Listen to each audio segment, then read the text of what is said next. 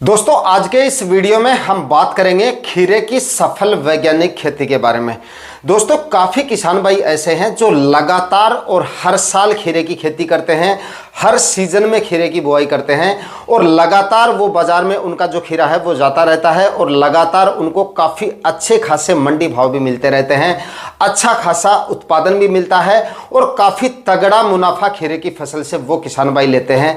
और इसका कारण है कि उनके खीरे की जो बुआई होती है वो काफ़ी परफेक्ट और सही समय पे बुआई होती है।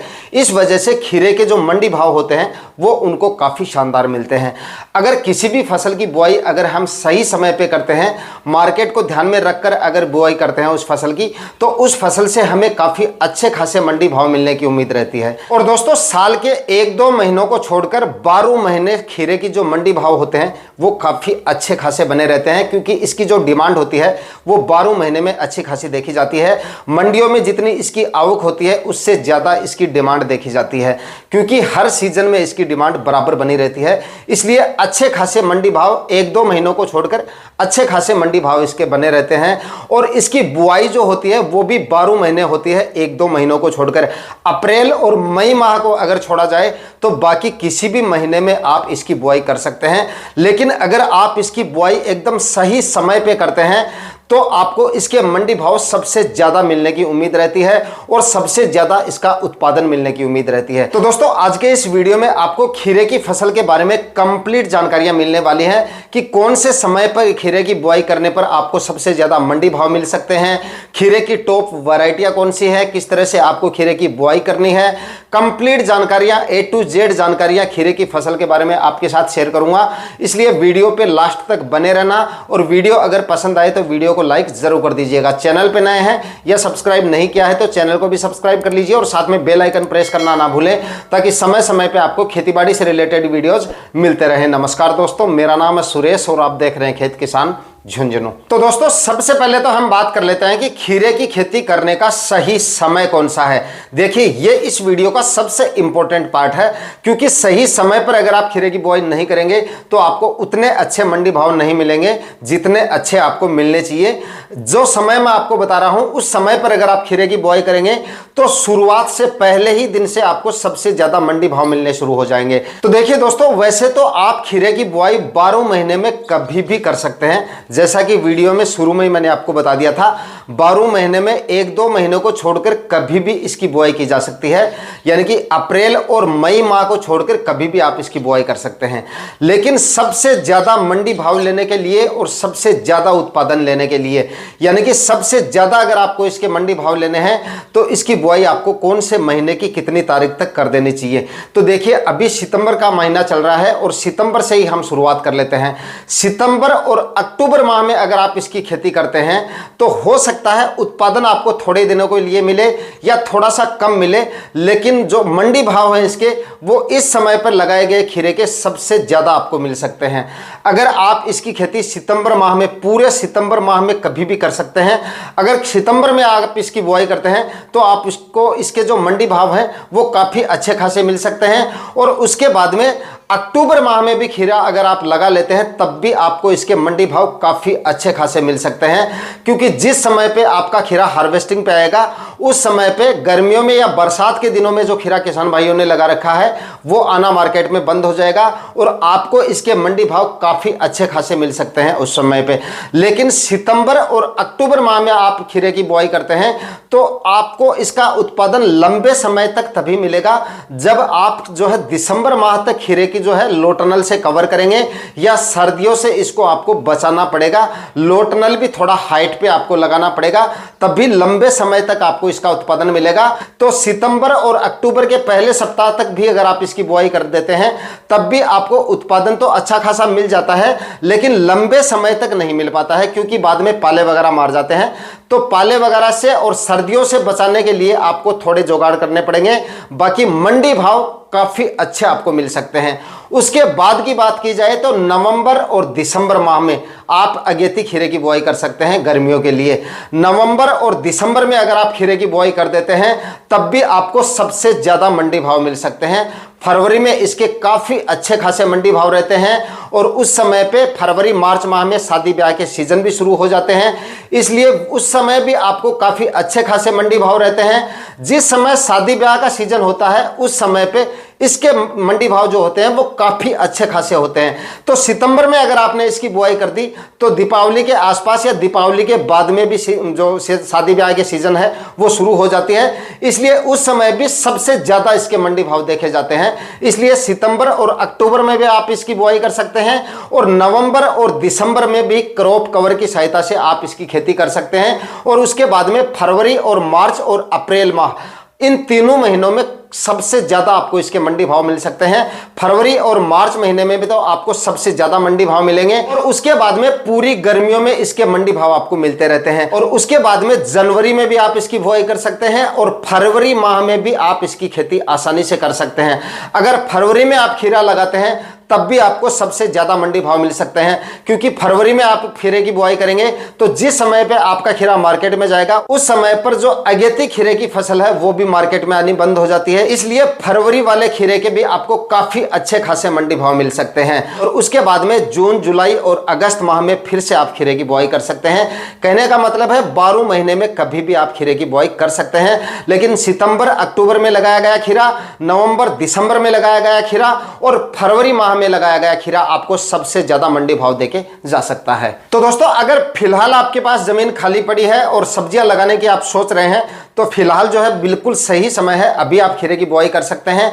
काफी अच्छा मुनाफा आपको खीरे की फसल देके जा सकती है इस समय पे, यानी कि अक्टूबर के पहले सप्ताह तक अगर आपकी बुआई कंप्लीट हो जाती है तो उत्पादन भी लगभग 45-50 दिन तक आपको आराम से मिल जाएगा। क्योंकि अक्टूबर में अगर आप इसकी बुआई कर देंगे तो लगभग नवंबर में आपको जो है इससे उत्पादन मिलना शुरू हो जाएगा, 15 नवंबर के आसपास। और उसके बाद में दिसंबर तक आपको लगातार इससे उत्पादन मिलता रहेगा। जब तक पले वगैरह नहीं गिरेंगे तब तक आपको इससे उत्पादन मिलता रहेगा और तब तक इसके मंडी भाव भी आपको काफी शानदार मिलते रहेंगे। ये तो हो गई इसके सही समय की बात। और अब बात कर लेते हैं इसकी टॉप वैरायटियों के बारे में। तो देखिए, आपकी मंडियों में आपको सबसे पहले देखना है कि आपकी मंडियों में कौन से खीरे की डिमांड सबसे ज्यादा होती है। ज्यादातर किसान भाई जो ओपन फील्ड में खीरे की खेती करते हैं वो देसी खीरे की बुआई करते हैं। तो देसी खीरे की अगर आपकी मंडियों में डिमांड है तो आप देसी खीरे की बुआई कर सकते हैं, वरना चाइनीज या हाइब्रिड जो खीरा होता है उसकी बुआई भी आप कर सकते हैं। हाइब्रिड खीरे की 2 वैरायटियों के बारे में यहां पर मैं आपको बता देता हूं। तो क्लाउज का एक तो ऑफिसर वैरायटी है, इस वैरायटी का आप सिलेक्शन कर सकते हैं। काफी अच्छी और काफी शानदार वैरायटी है। फल की क्वालिटी खीरे की काफी शानदार है और मंडी में इसकी डिमांड भी काफी शानदार है और उत्पादन भी इससे आपको काफी शानदार मिल जाएगा। इसके बाद में दूसरी जो वैरायटी है वो है सेमिनस का रोहिणी। ये भी काफी अच्छी और काफी शानदार वैरायटी है। इस वैरायटी का भी आप सिलेक्शन कर सकते हैं। देश की हर मंडियों में इसकी जो डिमांड होती है वो भी काफी अच्छी खासी देखी जाती है और इसका उत्पादन भी आपको काफी शानदार मिल जाएगा। ये दोनों वैरायटियां जो हाइब्रिड वैरायटियां मैंने आपको बताई है, इन दोनों वैरायटियों को आप सिलेक्शन कर सकते हैं। और इन दोनों वैरायटियों की डिमांड भी मंडियों में काफी अच्छी खासी देखी जाती है। और अगर आपकी मंडियों में देसी वैरायटियों की डिमांड है तो आप देसी वैरायटियों का सिलेक्शन भी कर सकते हैं। लेकिन ज्यादातर मंडियों में हाइब्रिड खीरे की मांग ज्यादा होती है तो आप इन दोनों हाइब्रिड वैरायटियों का सिलेक्शन भी कर सकते हैं। दोस्तों, खीरे की खेती करने का सही तरीका कौन सा है, किस तरीके से आपको खीरे की बुआई करनी है। तो देखिए, एक चीज यहां पे मैं पहले क्लियर कर देता हूं कि खीरे की खेती सिंपल और साधारण विधि से अगर आप करने की सोच रहे हैं तो आप और कोई फसल का चुनाव कर सकते हैं। सिंपल और साधारण विधि से अगर आप खीरे की बुआई करेंगे तो ना ही तो आपको अच्छा उत्पादन मिलेगा और ना ही उत्पादन की क्वालिटी आपको अच्छी मिलेगी। अगर आप तारबांस बंधाई से इसकी खेती करना चाहें तो वो तो है सबसे बेस्ट तरीका। अदरवाइज आपको जो है बेड बनाकर और प्लास्टिक मल्च के द्वारा तो आपको इसकी खेती जरूर करनी चाहिए। अगर बंधाई वगैरह नहीं करना चाहते तो प्लास्टिक मल्च और बेड बनाकर आपको इसकी खेती जरूर करनी है। अदरवाइज सिंपल और साधारण विधि से खेती करेंगे तो आपका उत्पादन भी प्रभावित होगा और उत्पादन की क्वालिटी भी प्रभावित होगी और मार्केट में आपके खीरे की वैल्यू भी आपको कोई ज्यादा नहीं मिलेगी। इसलिए आप सिंपल और साधारण विधि से इसकी खेती ना करें। आप बेड बनाकर प्लास्टिक मल्च लगाकर और उसके बाद में अच्छी तरीके से जमीन की तैयारियां करके बेसल डोज वगैरह अच्छी मात्रा में डाल के इसकी खेती करेंगे तो उत्पादन भी आपको काफी शानदार मिलेगा और उत्पादन की क्वालिटी भी आपको काफी शानदार मिलेगी। इसके चलते मंडी भाव आपको काफी शानदार मिल सकते हैं। तो इसकी खेती करने के लिए आपको क्या करना है, सबसे पहले 3 से 4 ट्राली सड़ी हुई गोबर की खाद अपने खेत में डालना है और उसके बाद में 2 से 3 कल्टीवेशन आपको करने हैं। और गोबर की खाद डालने से पहले भी आपको एक गहरी जुताई जरूर कर लेनी है। किसी भी फसल को अगर आप लगा रहे हैं तो बुआई से लगभग 10 से 15 दिन पहले आप एक गहरी जुताई मिट्टी पलटने वाले हल से करके और अपनी जमीन को खाली छोड़ दें लगभग 10 से 15 दिन के लिए। धूप की वजह से जितने भी जो आपके फंगस वगैरह या निमातोड वगैरह आपकी जमीन में है, वरना फंगस की समस्या तो हर किसान भाई के सामने आती है, इसलिए फंगस की समस्या आपकी जमीन में ना हो इसलिए जो है 10 से 15 दिन पहले गहरी जुताई करके और धूप में अपनी जमीन को छोड़ देंगे तो उससे जमीन में पड़ी फंगस अपने आप धूप की वजह से खत्म हो जाएगी और आपको अपनी फसल में जो है जड़ से संबंधित बीमारियां कम से कम देखने को मिलेंगी। तो ये आप करें और उसके बाद में गोबर की खाद डाल के 2 से 3 कल्टीवेशन करके गोबर की खाद को अच्छी तरह से जमीन में मिक्स करें और जमीन को एकदम समतल और मिट्टी को एकदम आपको भुरभुरा बना लेना है। इसके लिए एक जुताई आप कल्टीवेटर से करें, एक जुताई आप जो है रोटावेटर से करें और एक जुताई आप जो है हेरो से जरूर कर दें। इस तरीके से सारी जुताइयां कंप्लीट करने के बाद में आपको डालने हैं रासायनिक खाद उर्वरकों के जितने भी बेसल डोज है वो अब आपको अपनी जमीन में डाल देने हैं। या तो आप बिखेर सकते हैं या बेड बनाते समय बेड के अंदर भी आप ये सारे रासायनिक खाद उर्वरकों के बेसल डोज डाल सकते हैं। अगर आप सिंपल और साधारण विधि से बिखेरना चाहते हैं तो बिखेर भी सकते हैं, लेकिन इससे आपका जो खादों का खर्चा है वो थोड़ा सा ज्यादा होगा। और सीधा बेड में अगर आप खाद उर्वरक डालेंगे तो प्लांट को अच्छे तरीके से मिलेंगे और खाद उर्वरक भी ज्यादा आपके वेस्ट नहीं जाएंगे।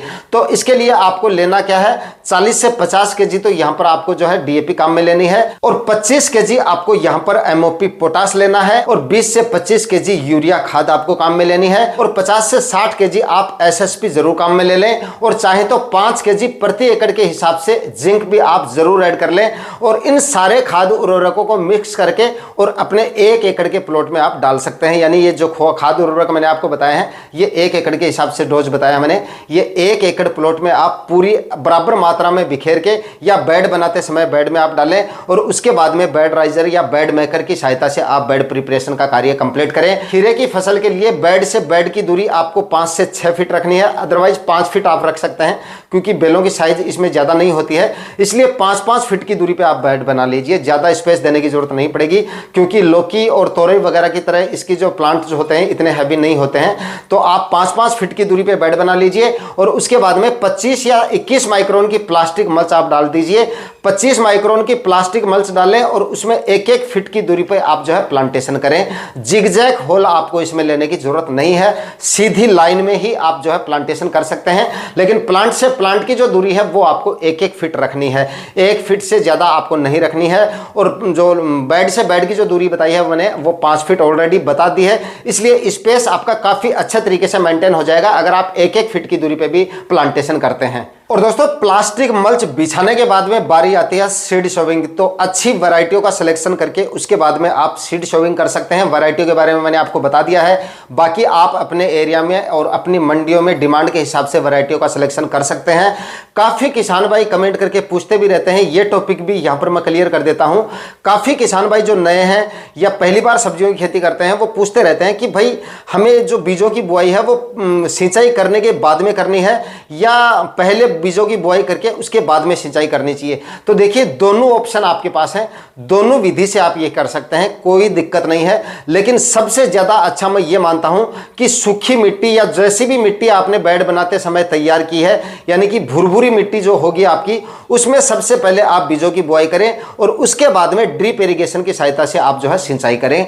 यह तरीका सबसे अच्छा है, सबसे परफेक्ट तरीका है, क्योंकि मिट्टी की जिस कंडीशन में आपने बेड तैयार किए हैं उसी मिट्टी में अगर आप बिना सिंचाई किए उसी मिट्टी में अगर आप बीजों की बुआई करेंगे और उसके बाद में अगर आप सिंचाई करेंगे तो इससे आपके बीजों का जमाव जो है वो काफी अच्छे तरीके से होगा, यानी कि जर्मिनेशन रेट आपको काफी अच्छी मिलेगी और प्लांट भी आपके हेल्दी और हैवी रहेंगे। इसलिए आपको जो है पहले बुआई करनी है और उसके बाद में आपको जो है सिंचाई करनी है।